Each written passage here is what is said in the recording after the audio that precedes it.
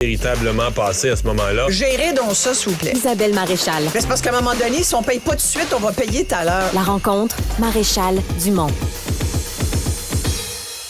Bonjour Isabelle. Bonjour Mario. Alors tu veux me parler de Hubert Reeves. On a appris son décès par la voix de son fils vendredi par les réseaux sociaux. Un personnage, donc un grand scientifique, mais un personnage qui est devenu sur la fin de sa vie plus une espèce de philosophe, ce qui est pas rare pour des scientifiques là, que, en vieillissant, ils élargissent leur réflexion à la vie et non pas juste à la molécule. Non, effectivement, c'est bien dit. Il disait qu'on était tous, nous sommes tous des poussières d'étoiles et il avait tellement raison. Hubert C'était Reeves, le titre d'un de ses livres. qui a été, oui, puis qui est devenu un motto pour les dernières, parce que tu dis dans la fin de sa vie, mais je pense que à partir de l'âge de 40 ans, il y a vraiment, contrairement à plusieurs scientifiques qui sont souvent confinés à leur laboratoire ou à leur chaire de recherche ou à leur auditorium dans des grandes universités pour lesquelles d'ailleurs Hubert Reeves avait enseigné, lui avait comme décidé de sortir et de devenir un grand vulgarisateur, philosophe, oui, mais surtout toujours ce scientifique profondément, éperdument amoureux de la planète bleue, de cette terre dont il nous rappelait souvent qu'on n'avait qu'une, qu'il fallait en prendre soin. Mais c'est surtout moi j'ai eu l'occasion de l'interviewer plusieurs fois. Il est né à Léry, au Québec. C'était donc un Québécois, un astrophysicien. Il a étudié à Cornell, il a étudié à plusieurs grandes universités. Il a enseigné également dans ces grandes universités, mais il avait déménagé en France. Il vivait en France. Et donc, quand il venait, chaque fois qu'il venait au Québec, il passait par Montréal, puis je me faisais toujours un plaisir de le recevoir en entrevue parce que j'apprenais énormément de cet homme, comme beaucoup de gens qui l'ont côtoyé. Je pense que quand j'ai appris la nouvelle de sa mort, mais j'ai l'impression qu'il est pas mort parce que j'ai l'impression que ce genre de personnage va toujours rester vivant en nous parce qu'il est tellement porteur de grandes choses et de grandes leçons de vie. Tu as dit que c'était un philosophe, c'est vrai, mais c'était surtout un cosmologue. Il nous a beaucoup appris. C'est un astrophysicien, fait que forcément, il parlait de physique, mais il parlait du cosmos aussi. Puis, tu sais, ce genre d'affaires qu'on n'apprend plus à l'école ou qu'on n'apprend pas forcément à l'école, que tu apprends si tu fais un bac en physique. Mais malheureusement, on vit sur une planète dont on n'est pas au courant finalement de son fonctionnement. Tu sais, qui sait que dans le fond, moi j'adorais Jules Verne et Voyage au centre de la Terre, que tu as sans doute lu, ou bon, les gens connaissent plus le film, il y en a beaucoup qui disent « Ah oui, c'est un bon film, c'est un bon vieux film ». Non, c'est surtout un livre, je le recommande à chaque jeune, tu sais, qui a envie de... Parce que c'est un livre d'exploration, c'est un livre qui nous apprend tellement de choses. Comme Hubert Reeves, chacun de ses livres nous apprend tellement de choses sur les étoiles, sur les planètes. Moi, il m'avait dit...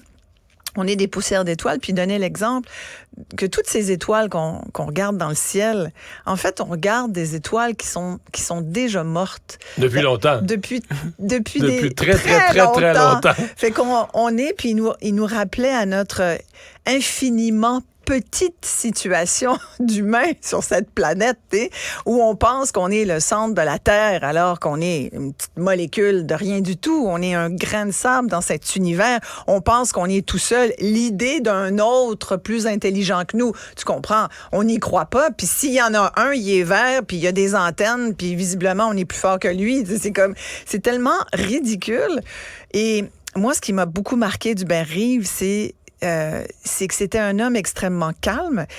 Il l'avait d'ailleurs dit, puis j'ai retrouvé des choses qu'il avait écrites et dites au cours d'entrevues, puis il s'est souvent fait demander, par exemple, pourquoi êtes-vous passé de l'immensité de l'univers, donc cette espèce d'éducation populaire au cosmos et aux choses, et à toutes ces choses qui touchent l'univers, et pourquoi vous êtes passé de ça, finalement, à la fragilité de la Terre? Parce que, tu vois, il est devenu, finalement, oui, il est un astrophysicien, mais il était devenu écologiste, et tout ce qui tournait autour de l'écologie, c'était devenu pas mal son cheval de bataille. Il est devenu, en France, il s'est beaucoup impliqué contre la chasse, par exemple. Il était même devenu porte-étendard d'une association française contre les chasseurs. Il trouvait qu'il fallait qu'on préserve la vie animale et végétale parce que c'était notre survie à nous. J'ai retrouvé des choses qu'il avait dites, entre autres, on lui dit pourquoi vous êtes passé donc de l'immensité de l'univers à la fragilité de la Terre, puis il avait dit parce que si l'astronomie nous apprend comment nous en sommes venus à exister sur Terre, l'écologie nous apprend Comment y rester? Nous connaissons les merveilles des étoiles, des galaxies qui touchent à notre passé et à notre présence ici, les atomes qui sont formés dans les étoiles, et nous découvrons que notre survie sur Terre est menacée. Comment ne pas s'en inquiéter? Ça, il a écrit ça il y a 20 ans. Et on lui demandait, il y a des gens qui lui ont dit, Monsieur Rie, vous nous parliez des galaxies, ça nous faisait rêver, mais là, vous nous parlez de choses beaucoup plus dures. Vous nous parlez de la sauvegarde de la planète, puis du fait qu'on n'en a qu'une, puis on est en train de la gaspiller. Et est-ce que vous êtes alarmé aujourd'hui? Est-ce que vous êtes plus alarmé? Est-ce qu'on devrait s'alarmer autant que vous? Puis il disait, je ne suis pas alarmé tant que ça. Je suis ni positif ni pessimiste. Je suis, puis il citait un grand-père de l'Europe qui disait, ça sert à rien d'être optimiste ou pessimiste. Ce qui est important, c'est d'être déterminé. Et Hubert Reeves disait, il faut être déterminé pour cette planète. Et je trouve que c'est une belle posture, c'est de dire, tu sais, ça sert à rien d'être fataliste puis de dire, oh mon Dieu, on s'en va dans le mur, tu comprends? Ça sert à rien de prendre des mesures pour sauver la planète, de réduire les gaz à effet de serre, c'est trop tard. Il y a des gens qui pensent ça, là, les fatalistes écologiques. Puis t'en as d'autres qui sont debout sur les barricades puis qui disent, faut pas faire ci, faut pas faire ça parce que 2% de réchauffement planétaire, c'est trop. Alors, t'as tous. Lui, il était déterminons ce qui est acceptable et soyons déterminés à mettre en application certaines choses. Mais reconnaissons que l'humain que nous sommes ne peut pas faire autrement que de vivre ici. Et quand on lui disait, croyez-vous, c'est la fameuse question, croyez-vous qu'il y a une autre planète qui pourra nous accueillir? Et il disait avec toute sa sagesse, écoutez, sincèrement, je ne sais pas s'il y en a une autre, mais s'il y en a une autre, j'éviterais peut-être d'aller faire à cette planète ce qu'on est en train de faire à la nôtre. Hein. Mais elle pourrait être suffisamment loin de toute façon que... ça nous prendrait du temps pour y arriver. Si ça prend plus qu'un siècle à se rendre, là... Oui, exactement. Mais tu sais, en même temps, c'est aussi une façon de nous dire, occupons-nous donc de celle qu'on a en ce moment parce qu'on sait pas, l'inconnu. Voilà. Tu sais, même lui, tout astrophysicien qu'il était, je lui avais posé cette question qui, moi, me turlupine pas mal, à savoir, est-ce que Dieu existe? C'est quand même une question fondamentale.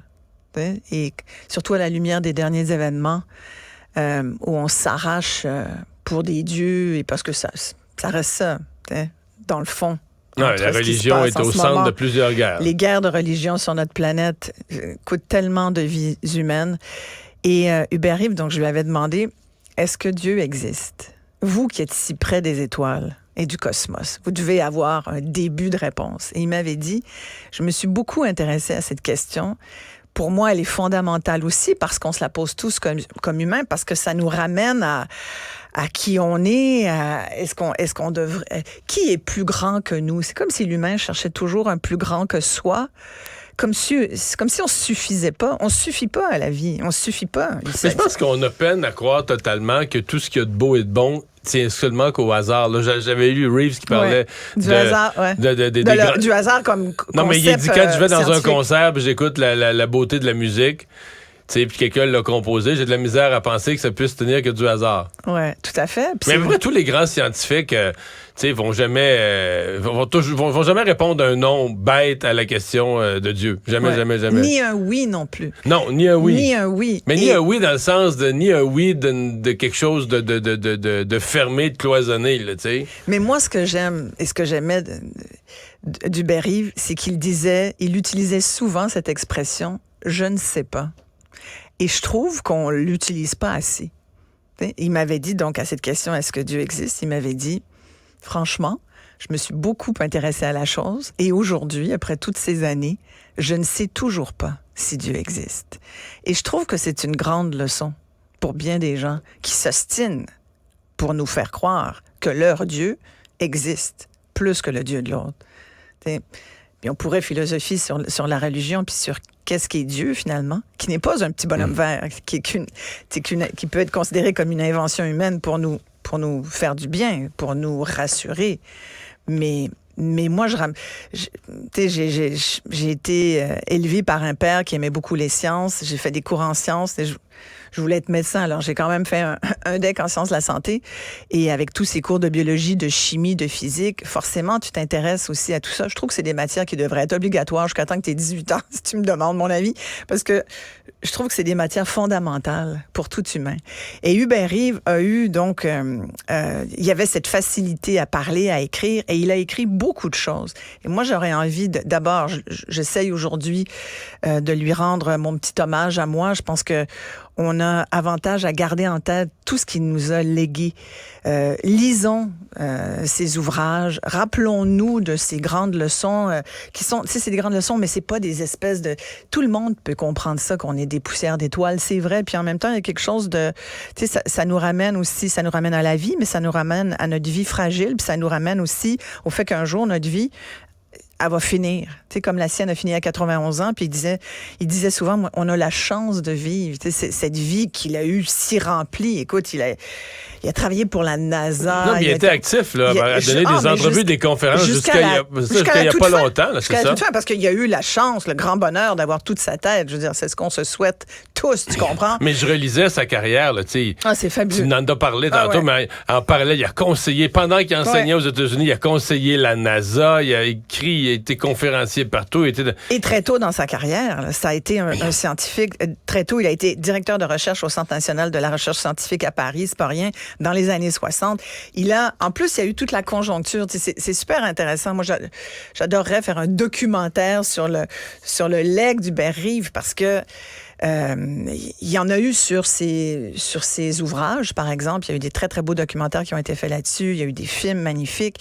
Mais de revoir toute sa carrière, ça nous montre à quel point l'éducation, c'est majeur dans la vie d'un jeune. On devrait tout mettre tellement plus de moyens pour éduquer nos jeunes à la science, leur ouvrir l'esprit, à la curiosité. Écoute, à 17 ans, il avait écrit à l'université Harvard pour dire « J'aimerais ça aller voir votre télescope ». Un Québécois, là, un petit Québécois. Là. Il avait écrit à Harvard. Il ne connaissait pas, mais il était curieux. Et Harvard, il a dit, d'accord, vous venez, ça va vous coûter $1 par jour. Écoute, c'était...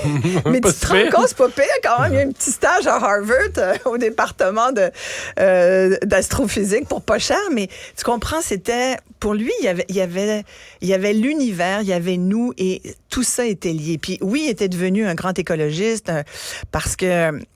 puis chaque fois qu'il avait l'occasion, il disait, il nous parlait, tu sais, il m'a parlé, écoute, pendant 1 heure, une entrevue sur les abeilles avec Hubert Reeves pour nous rappeler à quel point de la mort, tu sais, de l'extinction des abeilles dépend de notre extinction. S'il n'y a plus d'abeilles, il n'y a plus d'humains. Hein? Tu me dis, ben, pourquoi? Mais parce que plus d'abeilles, plus de pollinisation, plus de fruits ou de légumes, plus de fruits et de légumes, pas mal moins de bouffe sur la Terre, déjà qu'on n'a pas tant que ça, ou en tout cas, toute la bouffe est dans le même coin de la planète, puis il y a tout un grand pan de la planète qui mange pas assez. Fait qu'il nous rappelait à ces évidences-là. Mais si tu as des cours de sciences, puis tu sais, tu connais la chaîne alimentaire, que tu sais comment ça fonctionne, comment tu sais comment l'eau, comment la Terre est nourrie par l'eau. Quand tu comprends tous ces concepts-là, qui sont pas si compliqués, faut juste nous les expliquer. Et lui savait faire ça avec une grandeur d'âme et avec des mots toujours sereins, sans faire la leçon. Et ça, je trouve que aussi, c'est pour tous ceux qui sont des écologistes très engagés, qui ont tendance à se prendre pour d'autres puis à nous faire des leçons, puis où on se sent mal parce qu'on dit, ben coulon, c'est sûr que je suis obligé, oui, je prends mon auto, puis oui. Ben, lui ne faisait pas la leçon, il nous servait de miroir, finalement. Alors, c'est un grand personnage et je tenais à saluer aujourd'hui ce grand homme. Fort bien fait. Hey, merci Isabelle. Merci. À demain.